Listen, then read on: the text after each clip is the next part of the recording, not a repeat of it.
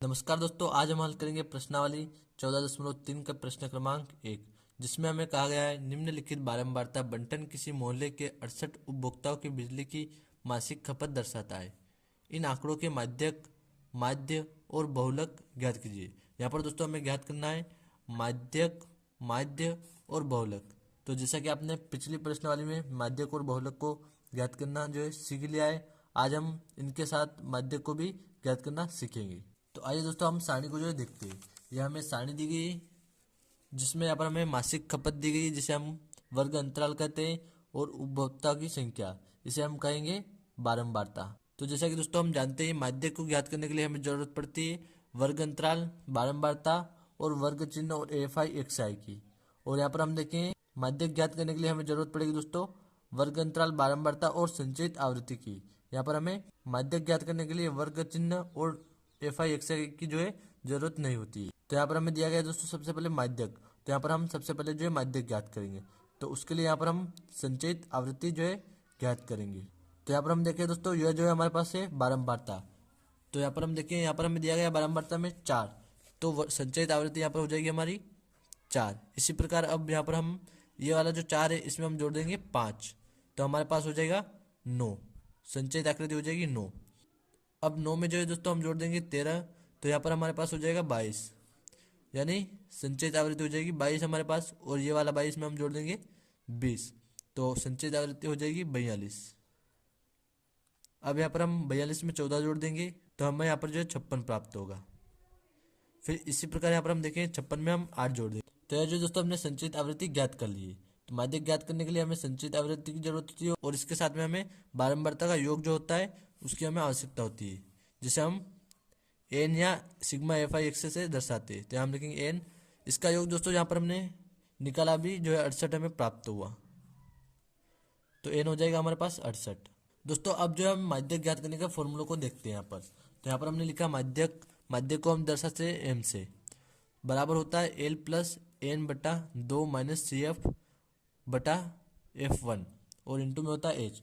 तो यहाँ पर हम ज्ञात करें दोस्तों एन क्या होता है, जैसा कि अभी हमने यहाँ पर निकाला है एन हमें अभी यहाँ पर प्राप्त हुआ 68। तो यहाँ पर हम लिख लेंगे एन बराबर 68। और यहाँ पर हम देखें दोस्तों सी एफ,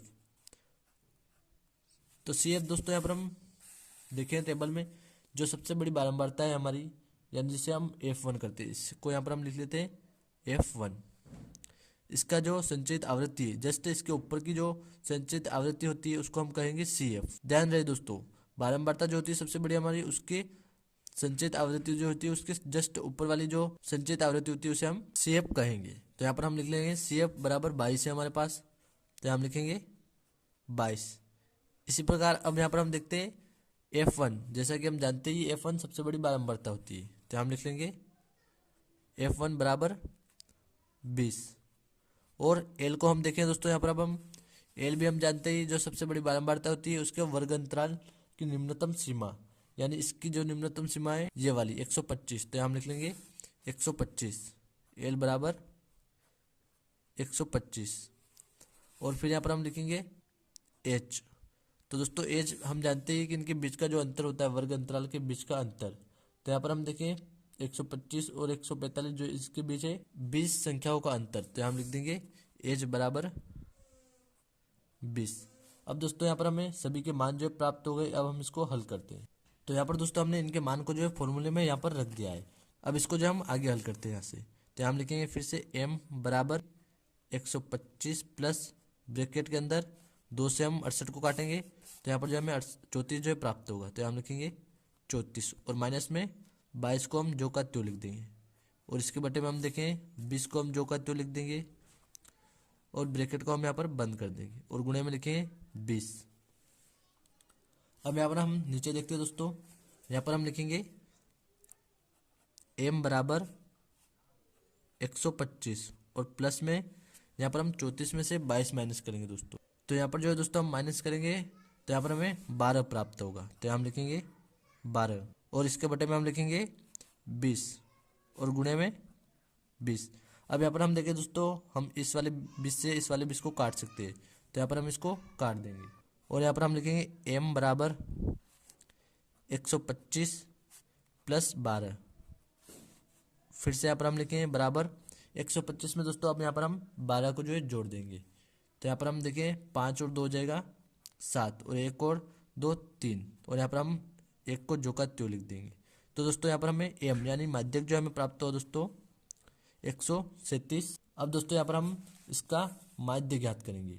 तो जैसा कि दोस्तों आप जानते हैं माध्य ज्ञात करने के लिए हमें जरूरत होती है वर्ग अंतराल, बारंबारता, वर्ग चिन्ह और एफ आई एक्स आई की। तो यहाँ पर हम इसको ज्ञात कर लेते हैं। तो जैसा कि दोस्तों आप जानते हैं कि वर्ग चिन्ह को ज्ञात करने के लिए हमें वर्ग अंतराल को जोड़ना होता है और बट्टे में 2 से भाग देना होता है। तो यहाँ पर हम 65 और 85 को जोड़ते हैं दोस्तों। यहाँ पर इसको हम रफ में जोड़ते हैं 65 प्लस 85 और बट्टे में 2 बराबर 5 और 5 हो जाए दोस्तों 10। तो यहाँ पर हम लिखें 0 और एक हासिल हो जाएगी। तो 8 और 1 हो जाएगा 9, 9 और 6 दोस्तों 15। तो हम लिखेंगे 15 और बटे में 2। अब दोस्तों यहाँ पर हम 2 से 150 में भाग दे देंगे। तो यहाँ पर हमें प्राप्त होगा 2 सती 14 और बचेगा 1, तो 2 पंजे 10। तो यह जो है हमारी वर्ग अंतराल रहेगा पहला वाला। तो हम लिखेंगे 75। अब दोस्तों यहाँ पर हम देखें इनके बीच जो है 20 संख्याओं का अंतर है, इसलिए यहाँ पर हम बार बार इस प्रकार से जोड़ेंगे और भाग नहीं देंगे। यहाँ पर हम 75 में 20 जोड़ देंगे। तो यहाँ पर हमें दूसरी वाली वर्ग चिन्ह प्राप्त हो जाएगा।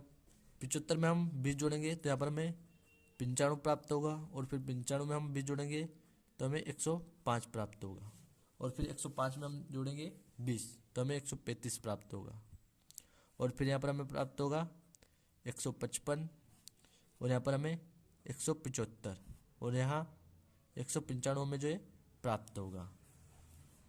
अब दोस्तों यहाँ पर हम देखें एफ आई एक्स आई जो होता है बारंबारता और वर्ग चिन्ह का गुणा होता है। इसे हम कहते हैं एक्स आई और इसे हम कहते हैं एफ आई, और ये हो जाएगा सी एफ। सॉरी, इसे हम सिर्फ एफ ही लिखेंगे, सी एफ हमारा ये वाला रहेगा।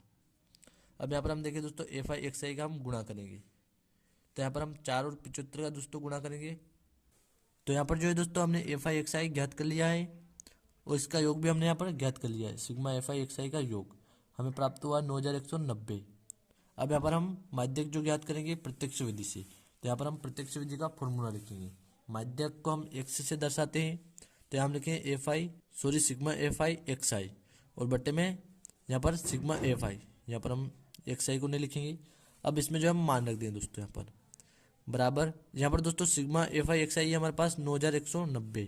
तो हम लिखेंगे 9190, और बटे में हम लिखेंगे सिग्मा एफ आई, यानी एन जो इसे हम कहते हैं सिग्मा एफ आई, तो ये हो जाएगा 68। तो यह जो है 2 से कटेगा दोस्तों, तो हम 2 से इसको काट सकते हैं। तो हम लिखेंगे बराबर 9 चौक होता है 8 और बचेगा 1, तो ये हो जाएगा 11, 9 पंजे 10, और फिर बचेगा 1 तो हो जाएगा 19, 9 नवे की हो जाए दोस्तों 18, फिर बच जाएगा 1 तो 9 पंजे 10, और फिर 68 को हम 2 से काटेंगे दोस्तों, तो 2 तिया 6 और 2 चौक 8। अब जो हम इसको 2 से नहीं काट सकते। अब दोस्तों अगर हम 34 से 4595 में भाग देंगे तो हमें यहाँ पर प्राप्त होगा बराबर 135.14। यह जो हमने पहले से हल कर लिया था, आप भी इसको एक बार रफ में हल कीजिएगा। तो यह जो हमें प्राप्त होगा 135.14। अब जो दोस्तों हम इसका बहुलक ज्ञात करेंगे। हमने माध्य ज्ञात कर लिया, और बहुलक जो अब हम इसका ज्ञात करेंगे। तो दोस्तों यहाँ पर हम देखिए बहुलक का जो फॉर्मूला होता है हमारा जेड से हम इसे दर्शाते हैं बराबर L plus F one minus F zero, और इसके बटे में 2f1 minus F zero minus f2 और इंटू में h। तो यहाँ पर हम देखें f1 जैसा कि हम जानते ही हैं सबसे बड़ी बारंबारता जो होती है वो होती है हमारी f1, और f0 की अगर हम बात करें तो उससे ठीक पहले की जो होती है बारंबारता होती है f0 यानी ये वाली, और इसके जस्ट बाद की अगर हम बात करें दोस्तों तो ये होती है f2।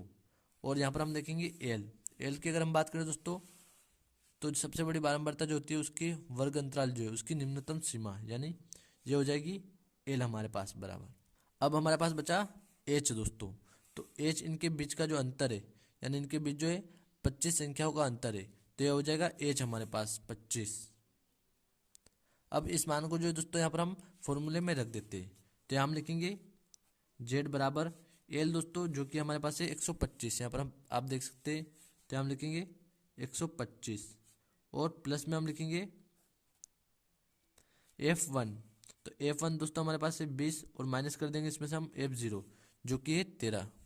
तो हम लिखेंगे 13 और इसके बटे में 2 गुणे F1 जो कि है 20 और माइनस कर देंगे इसमें से हम F0 जो कि हमारे पास है 13 और इसमें से माइनस करेंगे F2 जो कि है दोस्तों 14। यहाँ पर आप देख सकते हैं 14 और ब्रैकेट को हम बंद कर देंगे और गुणे में हम लिखेंगे H जो कि 25। तो हम लिखेंगे 25। सॉरी दोस्तों, यहाँ पर H जो हमारा रहेगा 20 रहेगा, क्योंकि यहाँ पर हम देखेंगे 125 और 45 के बीच जो है 20 संख्याओं का अंतर है। तो हम लिखेंगे 20। अब इसको यहाँ पर हम हल करते हैं आगे। Z बराबर 125 प्लस यहाँ पर हम 20 में से 13 को माइनस करेंगे तो यहाँ पर हमें दोस्तों 7 जो है प्राप्त होगा और बटे में हम 2 का गुणा 20 में करेंगे तो यहाँ पर हमें 40 प्राप्त होगा और फिर यहाँ पर हम देखें माइनस और माइनस हो जाएगा प्लस का चिन्ह, तो 13 और 14 हो जाए दोस्तों 27। तो यहाँ पर हम लिखेंगे -27 और ब्रैकेट को हम बंद कर देंगे और यहाँ हम लिखेंगे 20 को जो का त्यों। अब यहाँ पर हम देखें Z बराबर दोस्तों 125 को हम जो का त्यों लिख लेते हैं और फिर प्लस में 7 का गुणा हम करेंगे दोस्तों 20 में, तो यहाँ पर हमें प्राप्त होगा 7 की 0 और 7 दूना 14, तो हमें 140 प्राप्त होगा और इसके बटे में हम 40 में से 27 माइनस करेंगे तो हमें 13 जो है प्राप्त होगा और इसके बटे में कुछ नहीं है तो यहाँ पर हम 1 लिख देंगे। फिर यहाँ पर हम लिखें Z बराबर 13 का गुणा दोस्तों हम 125 में करेंगे तो यहाँ पर हमें 1625 जो है प्राप्त होगा और इसके प्लस में हमें प्राप्त होगा 140, तो हम लिखेंगे 140। आप एक बार 13 और 125 का गुणा रफ में कीजिएगा जिससे कि आपको परीक्षा में दिक्कत नहीं आएगी। या तो हमने वीडियो लंबा ना हो इसलिए यहाँ पर हल कर लिया है पहले से और डायरेक्ट हमने लिख दिया है। अब यहाँ पर हम इसके बटे में लिखेंगे 13। तो दोस्तों यहाँ पर हम 1625 और 140 को जोड़ेंगे तो हमें 1765 और बटे में 13 प्राप्त होगा। अब हम इस 13 से 1765 को जो है काट देंगे दोस्तों, तो हम लिखेंगे Z बराबर दोस्तों 13 एकम 13 और 17 में से हम 13 को माइनस करेंगे और हमें 4 जो प्राप्त होगा तो यहाँ हो जाएगा 46।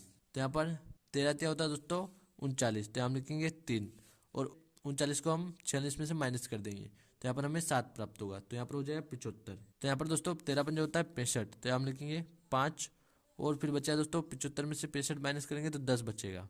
तो यहाँ पर हम दशमलव लगाएंगे और एक 0 बढ़ा देंगे तो यहाँ पर हमारे पास हो जाएगा दोस्तों 100। तो यहाँ पर दोस्तों हम 13 से 100 में भाग देंगे तो 13 छंग होता है 78, तो हम लिखेंगे 6 और 100 में से हम माइनस करेंगे 78 को तो हमें 22 प्राप्त होगा। तो हम 13 से 22 में भाग दे सकते हैं तो 13 एकम 13 और फिर बचेगा दोस्तों 22 में से हम 13 माइनस करेंगे 9 यहाँ पर हमारे पास बचेगा।